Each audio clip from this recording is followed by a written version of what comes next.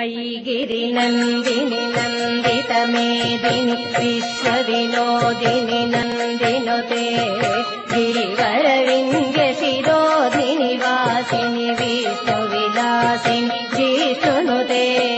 भगवति हेशिति कण्ठकुटुम्बिनि भूरिकुटुम्बिनि भूरिकृते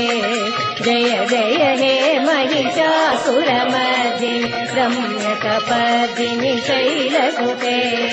ऐ जगदम्ब मदम्ब कदम्ब वनप्रियवासिनि हासरसे शिखर शिरोमणि तुङ्ग हिमालय शृङ्गनिजालय मध्यगते मधुमधुरे मधुकैटभभञ्जिनि कैटभभञ्जिनि रासरते जय जय हे महिषासुरमर्दिनि रम्यकपर्दिनि शैलसुते ऐरणदूर्मद शत्रुवदोदित दुर्धर निर्धर शक्तिदृढे चतुर विचार दुरीन महाशिव दूतकृत प्रमथाधिपते दुरित दुरीह दुराशय दुर्मद दानव दूतकृतान्तमते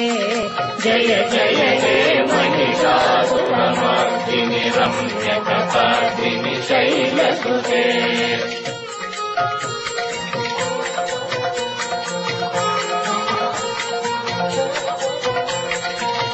ऐनिजहूंकृति मातृनिराकृत धूम्रविलोचन धूम्रशते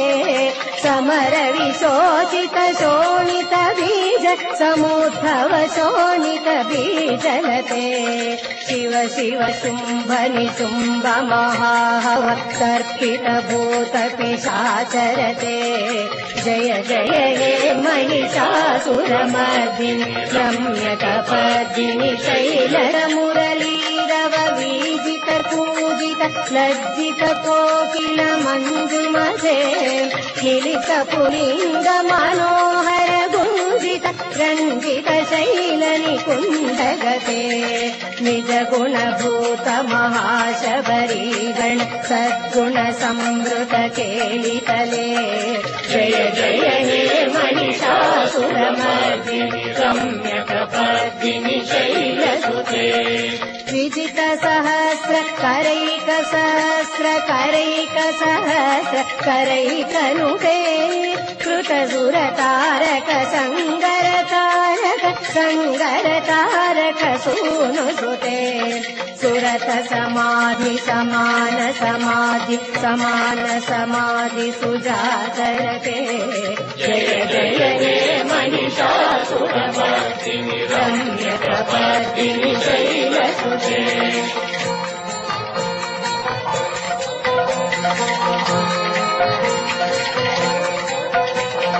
पदकमलं करुणानिलये वरिवस्यति योऽनुदिनं सचिवे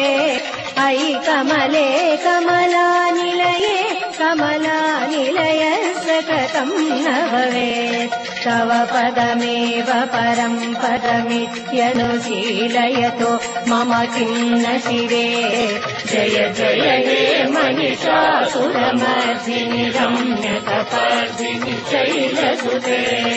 ऐ मयि दीन दयालुतया कृपयैव त्वया भवितव्यमुभे ऐ जगतो जननी कृपया यतासि तथानु हितासि गते यदुचितमत्र भवत्युररि कुरुता दुरितापमपाकुरुते जय जय हे महिषासुरमर्दिनि रम्यकपर्दिनि शैलसुते